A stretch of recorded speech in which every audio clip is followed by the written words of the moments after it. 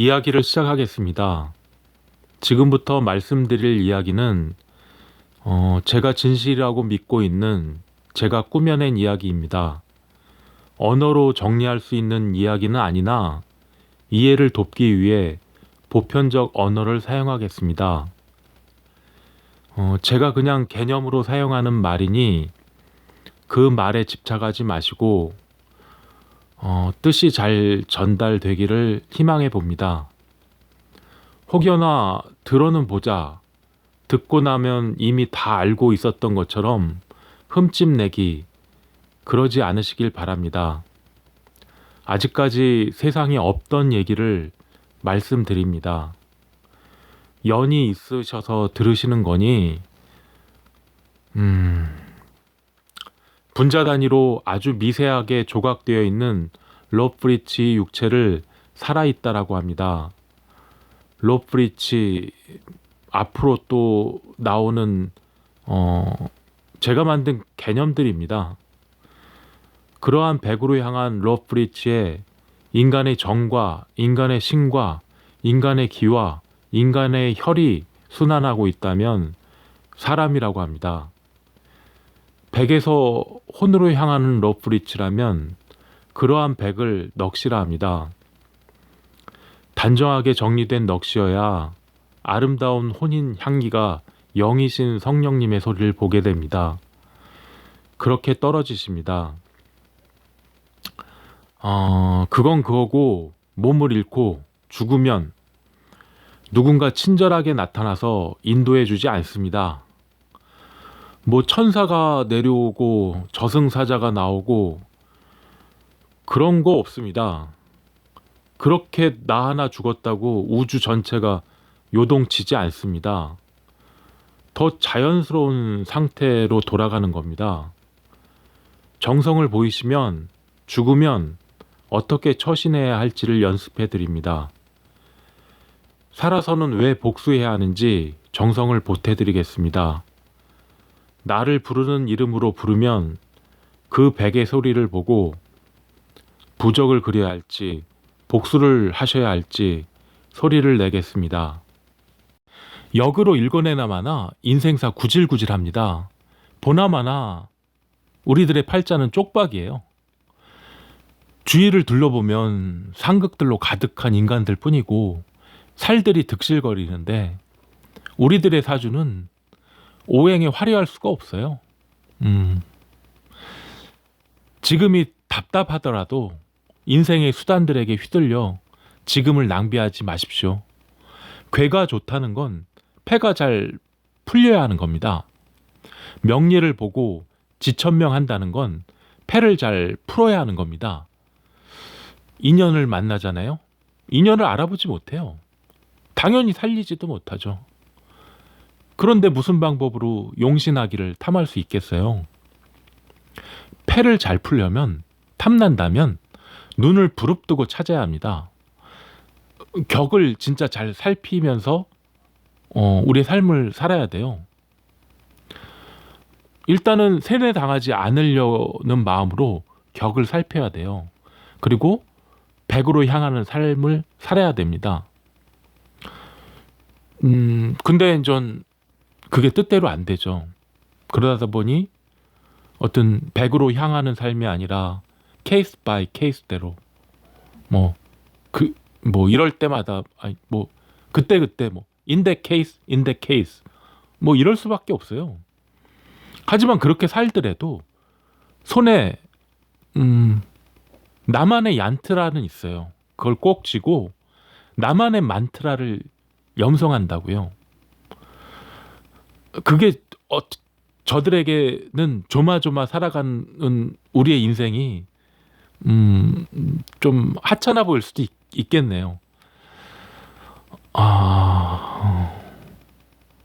예수님이 소리쳤던 것도 부다께서 다 저기 조마조마 살아가는 모습으로 그 당시엔 비쳤을 거예요. 돌이켜보면 끊임없이 검증 받았던 것 같아요. 우리 각자의 삶들이. 그렇다고 변명 그 그래요. 아, 우리가 십계명을 만들지 않아요. 우리가 검증 받으면서 살아왔지만, 우리는 십계명을 만들지 않았습니다. 뭐 추론하거나 예측하거나 확률적인 어떤 그런 삶을 살아오지 않았어요. 물론 그렇게 살 수 있는 인생이 공짜가 아니에요. 음, 상당한 기회비용과 어떤 부모 세대에 있던 지원이 없으면 변변한 뭐 그런 삶이 아닌 우리들에게 있어서는 그렇게 살 수 없어요.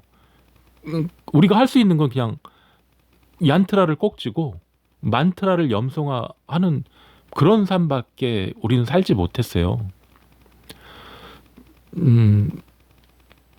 그런데 전 그 편차가 우리는 알 수 없단 말이에요. 기껏 알 수 있는 건 그 평균값인데, 그 평균값으로 우리가 사는 사회는 십계명을 만들어서 우리에게 주입시킨단 말이에요. 그렇게 만들어진 돌덩어리 십계명으로 우리는 짓눌리는 거죠. 삶 자체가. 그러다 보면 자기 자신이 누군지 몰라요. 그저 뭐 이모션, 그 뭐 욱하는 거, 통제할 수 없는 어떤 이모션, 이거 너무나 혼란스럽잖아요. 누구 하나 그걸 가르쳐 주지 않는단 말이에요. 우리 부모들도 세뇌받은 그런 분들이었고, 나도 그렇고, 내 다음 세대도 그럴 텐데, 거기서 우리는 얀트라를 꼭 쥐고 만트라를 염성한 우리는 하지만 우리가 어떤 환경이나 몸을 가지고 있던 우리 인생 자잘하게 살기에는 세월이 너무 금방 가요. 정성 들인 용기가 필요한 것 같아요. 어느 시점에서 용기 있게 자신의 모습으로 사는 것이 하나님께서 우리에게 주신 삶의 진리일 거라는 생각을 해봐요. 하나마나한 일만 되풀이하다 그렇게 죽음을 맞이하기엔 너무 아깝잖아요. 내 자신에게 지면 돌아갈 곳이 없어요. 내가 내게서 부정당하는데 어딜 가겠어요. 어느 시점이 되시든 각각의 인생을 한번 뒤돌아보세요. 내가 무엇을 창조하고 보존하고 제거하고 수용하며 여기까지 왔던가.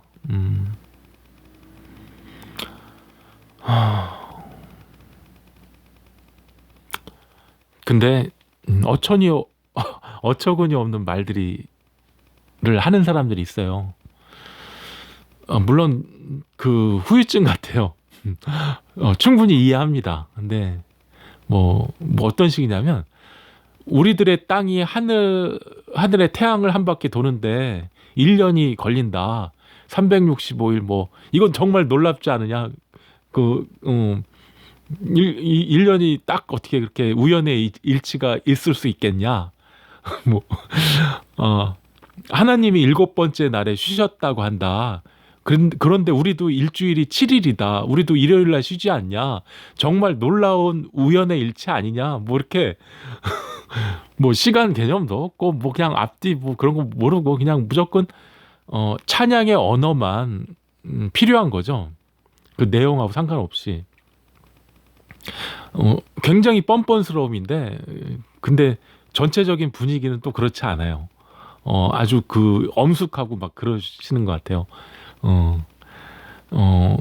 그런 엄숙함을 담당하시는 분들이 전 종노릇하는 천사들이시죠. 모습이 천사예요. 그분들의 주된 업무가 희생양을 찾아 공격하는 거겠죠. 그렇게 희생양을 색출하고 괴롭히고 앞장서서 그 공격을 하고 막 제물로 바쳐지잖아요.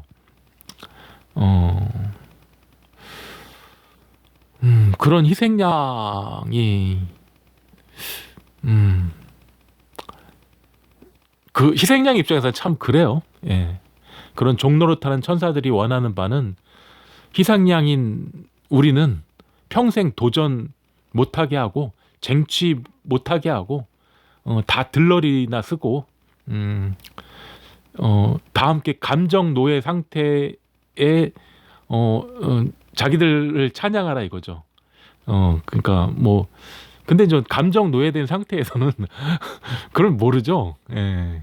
어떻게 보면 희망찬 이야기로 받아들일 수도 있겠어요. 또 그 사람들이 하는 말이 껄핏하면 모두 죽어서 천당 가자 뭐 이런 말이잖아요. 우리들은 벌레만도 못한 인간이지만 니네들이 교회에 이렇게 다니고 그러면 존귀한 존재가 되고 머리에 꽃도 꽂고 다니고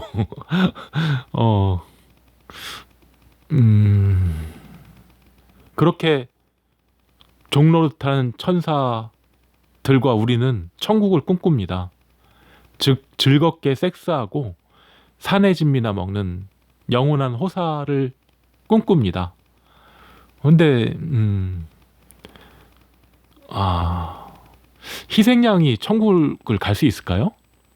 물론 종노릇하는 천사들도 뭐 별반 다르지 않고 그렇게 싸그리 천국 가면 우리는 뭐 그런 종노릇하는 천사들의 또 종노릇해야 되나? 그런데 사람들은 세월을 거듭하면서 그 방법을 찾아냈어요. 그게 나는 더 신비스러워요, 사실. 그 방법들을 찾아내고 여전히 종노릇하는 천사들은 세대를 거쳐서 희생양을 찾아다니고 희생양들은 우리는 세뇌돼서 평생을 또 다음 세대로 이어지는 희생양의 삶을 살게 되고 뭐 이런 방법대로라면 기득권의 세습 또한 그들에게는 굉장히 정의로운 겁니다.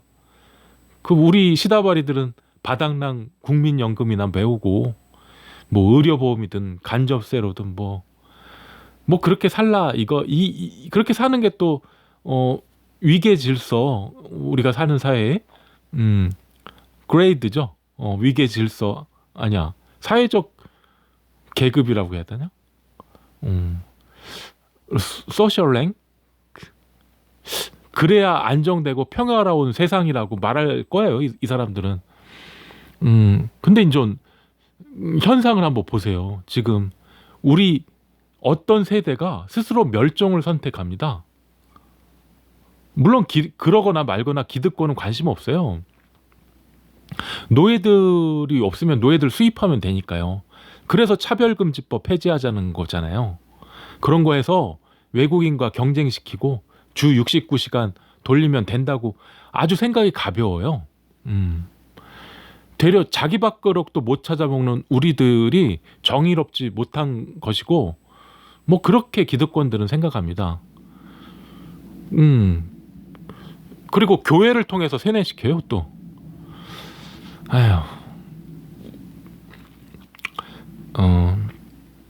자기들과 우리가 똑같이 처리되거나 그렇게 여겨지는 걸 굉장히 극도로 혐오하는 것 같아요.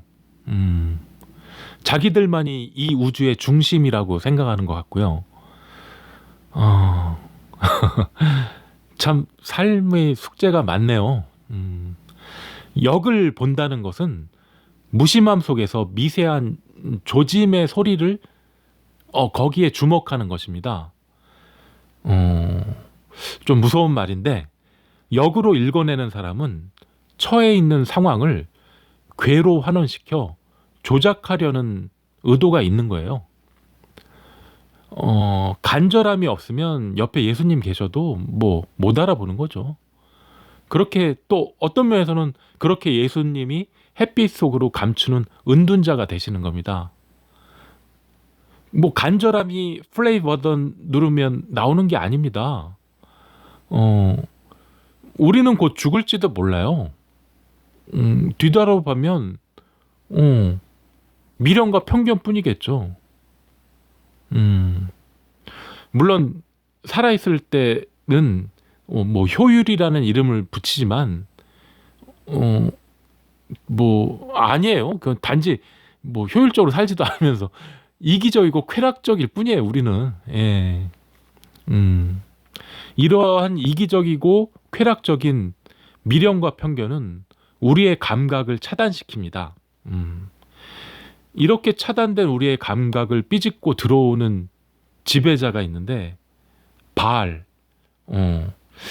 제가 개념화한 표현으로는 바알이라고 제가 표현했어요. 바알 신 뭐 거기서 따온 건데 그 모습을 알아보지 못해요. 근데 차단된 우리의 감각의 자리를 바알에게 내어주는 거죠. 블리자드 디아블로에서 나오는 바알 그런 모습은 아닙니다. 우리의 심령을 애달파하시는 선지자의 모습이죠. 우리 사회의 적폐를 당장이라도 해결해 줄 것 같은 정치 지도자의 모습으로, 너무도 인간적인 모습으로, 예, 리더십을 가진 재벌 총수의 모습으로, 정의롭고 국민께 봉사하는 각종 권력의 모습으로 우리의 감각을 지배합니다. 바알이. 지배당한 우리는 바알이 보여주는 환각 속에서 살아요. 피해망상이 막 일어납니다. 아까도 뭐 앞뒤가 안 맞은 얘기들이나 줄창 들어야 되니까요. 뭐 그런 환각 속에서 살게 되는 자는 일단 우리가 감각이 차단되고 잊혀지는 거죠. 예. 바알이 주는 자극에 따라 바알이 주는 신념을 다 받아들이면서 우리는 잊혀집니다. 우리의 감각에 따른 적당한 자극이 필요한데 이게 차단되거나 과하게 활성화되면 우리는 그러면서 미치는 거예요. 나의 러브리지에서 감각 정보가 차단되거나 과하게 활성화되면 미칩니다.